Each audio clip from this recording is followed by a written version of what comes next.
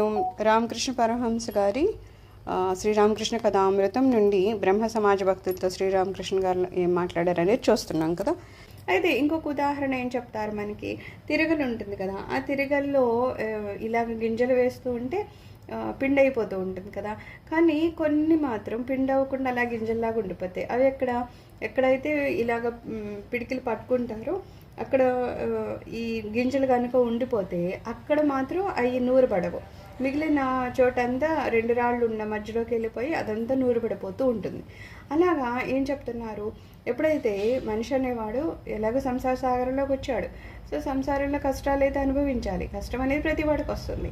కానీ సంసారాన్ని దాటాలన్నా లేకపోతే అక్కడ ఇలాగ కష్టాలతో పిండి కాకూడదన్నా సరే ఒక శరణు వేయడానికి ఉందన్నారు. అదేంటట, కృష్ణ పాదాలు, భగవంతుని పాదాలు ఎప్పుడైతే మనం పట్టుకుంటామో, ఒక నామం ఎప్పుడు జపించుకుంటూ పోతామో అదేం చేస్తుందట, మనల్ని అక్కడ పిండి అవ్వకుండా, అక్కడ మనల్ని ఆ కష్టాల్లో పోకుండా అది మనల్ని ఆదుకుంటూ ఉంటుందంట. అందుకని ఏమంటున్నారు, నువ్వు ఒకవేళ ఆ కష్టాల్లోనే కొట్టుకుపోకూడదు అనుకుంటే నువ్వు చేయాల్సిన పని ఏంటంటున్నారు, భగవంతుని పాదాలను పట్టుకో అంటున్నారు. ఎప్పుడైతే మనం నామం పట్టుకుంటామో ఆ నామం మనల్ని తరింపజేస్తుంది. కష్టం లేదు అని కాదు, అన్నీ ఇక్కడ ఏమంటున్నారు, ఈ ధాన్యం అంతా తిరగల్లో ఉంది, కానీ కొన్ని మాత్రం పిండి అవుతున్నాయి, కొన్ని మాత్రం ధాన్యంగానే ఉండిపోయినాయి. అలాగా సంసారంలోకి వచ్చాక ప్రతి వాళ్ళకి మనం ఏదో అక్కడ ఋషులు గురువులు గొప్ప గొప్ప గురువులు వాళ్ళందరికీ జీవితంలో ఏ కష్టాలు లేవేమో అందుకని కూర్చొని ఆత్మ సాక్షాత్కారం పొందేశారంటే అలా ఏం లేదు. మనకన్నా 100,000 రెట్లు కష్టాలు వాళ్ళు చూసుంటారు. కానీ వాళ్ళు ఏం చేస్తారు, అప్పుడు కూడా ఎలాంటి కష్టం వచ్చినా ఏదొచ్చినా సరే భగవంతుని పాదాన్ని పట్టుకుని వదలకుండా ఉంటారు. వాడు భగవంతుని పాదం పట్టుకున్నారు కాబట్టి వాళ్ళని సంసారము ఏ రకంగా కూడా మాయకి లోపరుచుకునేలాగా చేయకుండా ఎంచక్క వాళ్ళు ఆ సంసారాన్ని దాటగలుగుతారు. వాళ్ళే దాటుతారా, వాళ్ళతో పాటు ఇంకా 100 మందిని దాటించేటట్టు స్థితికి వెళ్ళిపోతారు. అందుకని ఏమంటున్నారు, మనకుగా మనం ఏం చేయలేం, కానీ మనం ఎప్పుడైతే భగవన్నామము అని ఆ పిడి దగ్గరికి వెళ్ళిపోయి ఆ స్వామివారి పాదాలనే ఆశ్రయాన్ని పొందుతామో ఆ తర్వాత మనం పిండి అవ్వాల్సిన అవసరం ఉండదన్నమాట. స్వామి మనం చెప్పుకున్నాము, సంసారంలో ఒక నావ లాంటిది మన జీవితం. అయితే ఈ సంసారంలో మనం సరిగ్గా చూసుకోకపోతే ఏమవుతుంది, నావ మునిగిపోతుంది. అలాగే ఆ నావని త్రోలేవాడు చాలా ఇంపార్టెంట్. ఆయన ఎలా చేస్తాడో దాన్ని బట్టి నావ సరిగ్గా ముందుకెళ్తుంది. అందుకని ఈ పడవ అనే నా జీవితం ఒకడు మునిగిపోతుందేమో, స్వామి నువ్వు కాపాడు, నువ్వు కరుణామయుడివి కదా, ఆయన కరుణ ఉంటేనే కదా మన మీద కరుణను చూపించి మనని జాగ్రత్తగా వేరే ఒడ్డుకు చేరుస్తారు. అందుకని నువ్వు కరుణామయుడు కాబట్టి కాపాడవయ్యా, ఈ నావ నువ్వు కనుక కాపాడకపోతే ఏమైపోతుంది, ఈ సంసారం అని దానిలో మునిగిపోతుంది, అందుకని నన్ను కాపాడు స్వామి అంటున్నారు. ఇక్కడ ఏమవుతుంది, మన మనసు ఉంటుంది కదా, మా మనసులో ఈ కామక్రోధాదులనే అరిషడ్ వర్గాలు అవి కంట్రోల్ చేసుకుంది. మనకి జీవితాంతం నేర్పించేది ఏంటి, ఈ 6 అరిషడ్ వర్గాన్ని కంట్రోల్ చేసుకోమని చెప్పడం. ఏముంది, మన మనసుని ఎప్పుడైతే మనం కంట్రోల్ చేసేసుకుంటామో ఇంకా జీవితంలో సాధించడానికి ఏమీ లేదు, అది చాలు. కానీ ఈ 6 మనకి కంట్రోల్ అవుతాయో అవ్వదు. కళ్ళు అదేదో చూస్తానంటది, నోరేదో తింటానంటది, చర్మానికి ఏదో స్పర్శ కావాలి, చెవులకి ఏదో వినడానికి కావాలి, ముక్కు ఏదో సువాసన కావాలి, ఇవన్నీ వీటి మీదనే కదా ఈ జ్ఞానేంద్రియాలు ఈ 6 మీద, లేకపోతే కామక్రోధం మదమాత్సర్యాలు ఇవన్నీ దీనికి రిలేట్ అయిపోయి ఉంటాయి.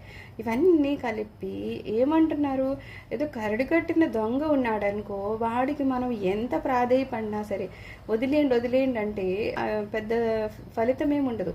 ఎంత చెప్పినా వాడు ఎదుటోడు ఏడుస్తున్నాడా, లేకపోతే ఎదుటి వాళ్ళకి దెబ్బ తగిలితే వాడు బాధపడుతున్నాడా, లేకపోతే చంపితే అదేమన్నా తప్ప అనేది వాళ్ళకుంటుందా, ఏముండదు. ఎందుకంటే వాళ్ళ మనసు కరుడు కట్టేస్తుంది.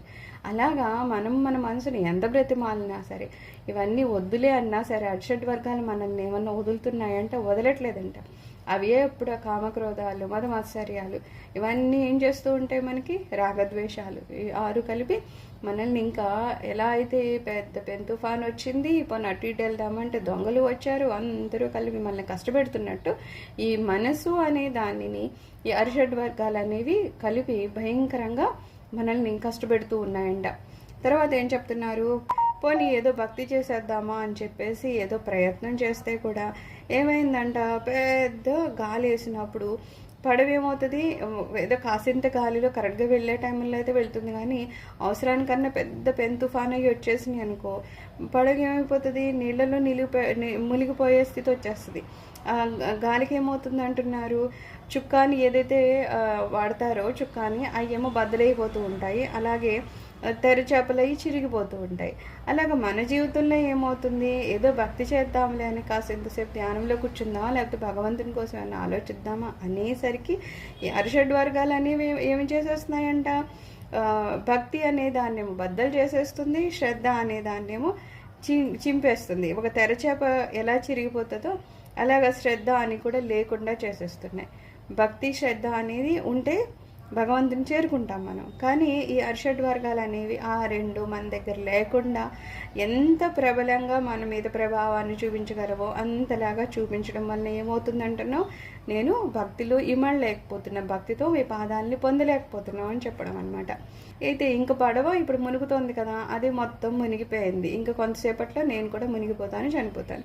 తల్లి కాపాడు, ఏం చేయగలను, ఇక్కడ చూస్తేనేమో మొత్తం పడవంతా మునిగిపోతుంది, నేను మునిగిపోతున్నాను, ఇంకా చేయడానికి ఏముంది, నా చేతిలో ఏమీ లేదు, ఇంకా చీకటి, కళ్ళు మూసేసుకుంటా, ఆల్రెడీ పడవ మునిగిపోతుంది, నేను మునిగిపోతాను, మునిగిపోయాక కళ్ళు మూతలు పడిపోతే ఇంకా చీకటే మిగులుతుంది, ఇంకేం మిగులుతుంది, అక్కడ ఏమీ లేదు నేను చేయడానికి, కానీ అక్కడేమీ కనిపించడానికి లేదు, ఇంకా నేను చేయడానికి నా చేతిలో ఏమీ లేదు కదా, అందుకని కాపాడు రావే కరుణామయి. అయితే సరే, ఎలాగో ఆ నావ అనే దాంట్లో మునిగిపోయాను, అయితే ఇప్పుడు నేను కాపాడడానికి అంటే నేను మునిగిపోయి మొత్తానికి వెళ్ళిపోతే ఏమవుతుంది, ఏమవ్వదు, కానీ ఒక చిన్న తెప్పలాంటిది ఏదో కనపడింది, దాన్ని నేను పట్టుకుని అలా నుంచున్నాను, నువ్వు వచ్చి రక్షిస్తావని. ఆ తెప్పేంటి, నీ నామము, నీ నామం అనే ఒక దాన్ని నేను పట్టుకున్నాను. ఎందుకంటే సంసారంలో ప్రతీదీ నన్ను బాధ పెట్టుకుంటూ వెళుతోంది. ఇలాంటి దానిలో ఇంక నేను ఏమీ చేయలేక పడవ మునిగిపోతే నేను ఎలా సముద్రంలో మునిగిపోతున్నాను అనే స్థితిలోకి వెళ్ళిపోయాను, సంసార సాగరంలో ఇంకేం మిగలలేదు అని అనిపించిందో అప్పుడు ఒక తెప్ప దొరికినట్టు నాకు నీ నామం అనేది ఒకటి దొరికింది. దాన్ని పట్టుకుని ఉన్నాను స్వామి. తెప్ప ఎందుకు పట్టుకుని ఉంటాడు, ఎవరన్నా మళ్ళా చూసి వచ్చి మనల్ని రక్షిస్తారేమో అని ఆఖరి ఆశగా ఉంటాడు కదా. పడవ మునిగిపోయింది కదా అని ఒకళ్ళు తెప్పున్న దాన్ని వదిలేసి వాడు మునిగిపోడు, ఏదో ఒక ప్రయత్నం చేస్తాడు, దీన్ని పట్టుకుని ఉంటే ఎవరైనా వచ్చి రక్షిస్తారని. అలాగా స్వామి, నేను నీ నామం పట్టుకొని ఇలాగ ఉన్నాను అంటే దాని మీదే బతికేయలేము, ఆ కాసింత నామం పట్టుకుని ఉంటే ఆ తర్వాత స్వామి వారి అనుగ్రహం కలగాలి. కేవలం నామంతో అలా ఉండిపోతామా, లేదు, నామం చేస్తూ చేస్తూ చేస్తూ ఉంటే ఏమవుతుంది, మన అంతరంగంగా కానీ బాహ్యంగా కానీ సామాజికంగా కానీ అన్ని రకాలుగా మార్పులు వస్తాయి. ఆ మార్పులు మనల్ని ఏం చేస్తుంది, ఏదైతే మనం పొందాలనుకుంటున్నామో జీవితంలో ఇక్కడ మనకి కావాల్సినవి ఉంటాయి, ఆ తర్వాత పరిలోకంలోనూ మనకు కావాల్సినవి ఉంటాయి, ఇంకా మొత్తాన్ని చెప్పాలంటే మోక్షం అనేది మనం కోరుకుంటాం. సో అది ఎప్పుడు దొరుకుతుంది, ఈ తెప్ప కనీసం మిగిలినవి అంటే ఇప్పుడు ఏమైంది, పడవ అని ఇలాంటివన్నీ మనకు శాశ్వతం అంటే ఏమీ కాదు, ఏదో టైంలో అవన్నీ మునిగిపోతాయి, నేనే మిగులుతాను. మిగలడం అంటే అది కూడా నేను కింద కొట్టుకుపోదును, కానీ ఒక తెప్ప దొరికింది కాబట్టి కాసింత దాని మీద నిల్చుని ఉన్నాను.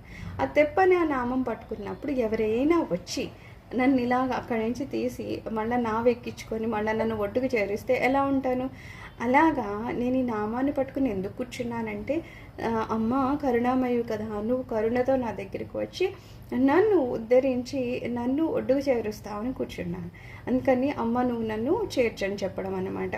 సర్వం శ్రీ గురు చరణ అరవిందార్పణమస్తు. లోక సమస్త సుఖినో భవంతు. ఓం శాంతి శాంతి శాంతి.